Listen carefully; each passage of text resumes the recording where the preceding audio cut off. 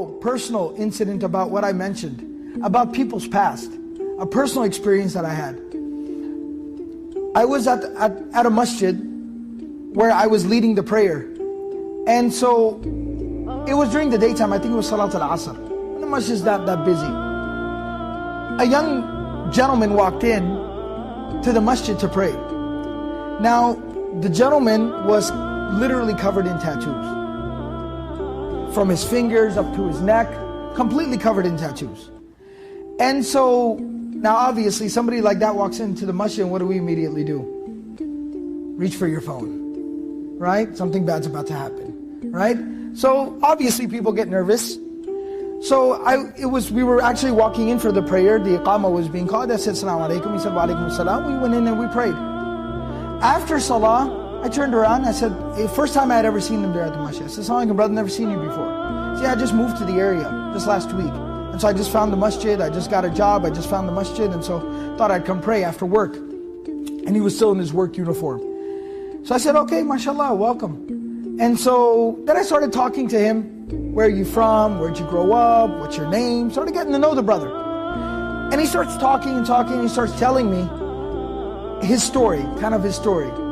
And he says that he's of Thai background. Eastern Asian, Thailand. His folks are from Thailand. He's of Thai background. And he tells me that his uncle was really caught up in the crime ring, in a lot of drugs and a lot of crime where he grew up. In California, his uncle was caught up. He was like a gang leader. He was really, really bad, involved in a lot of horrible stuff. A lot of crime, a lot of bad stuff. He said growing up, his mother tried to shield him and protect him from that the whole family history there and the family situation. But he said that eventually he joined the family business. He said like around 14, dropped out of school, started, slinging drugs, selling drugs on corners, started committing crimes, started robbing people, drive-bys, the whole bit. Got involved in the whole scene. And he said, by the time I was 23 years old, I'd already been to prison twice. Horrible life, just crime all the time. And he said, when I was 23 years old, I was arrested for the third time. Now in California, they have 3 strikes. And you're in jail for life. That's it, you're done. So he said I was arrested for the third time, and he said I was sitting in jail at night. The next morning I was going to be presented, I was going to be arraigned, presented before the judge. And he said sitting there at night, I realized this is my 3rd strike. And he said at that moment it finally hit me, my life is over. My life is over. I'm 23 and my life is over. And he said at that moment it just sunk in. Because when you're caught up in that whole lifestyle, you don't think. He said it sunk in and it hit me. My life's over. So he said at that moment, I just couldn't help myself. He said in my cell, I fell into sujood. I did sajda. I put my face on the ground. He said it was the first time in nearly 10 years that I had done sajda. The last time I had done sajda was 10 years ago when I went to the masjid with my mom. Since then, I hadn't even done sajda. I hadn't prayed for 10 years. He said, I did sajda. And at that moment, life changed. He said, I cried all night long. And I made dua to Allah. And I said, oh Allah, I realize what I've done with my life. Give me another chance, another opportunity. I'll change my ways. And I will totally change my ways. And he said, at that moment, I felt like I needed to make an intention. What am I going to do? Allah, if you save me from this moment, what will I do with my life?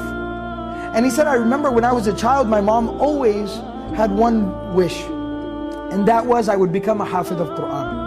She said, oh, your grandfather was a hafiz, but your uncle went bad, and everybody in your family didn't follow in your grandfather's footsteps. I want you to be a hafiz and revive that tradition that your grandfather had. Be a hafiz of Quran. And he said, I remembered that at that moment, because I'm thinking about Allah, I'm thinking about my mother and how much I hurt her. So I decided, I said, oh Allah, if I'm able to get out of here, I am going to go and become a hafiz of Quran. I'm going to memorize Quran.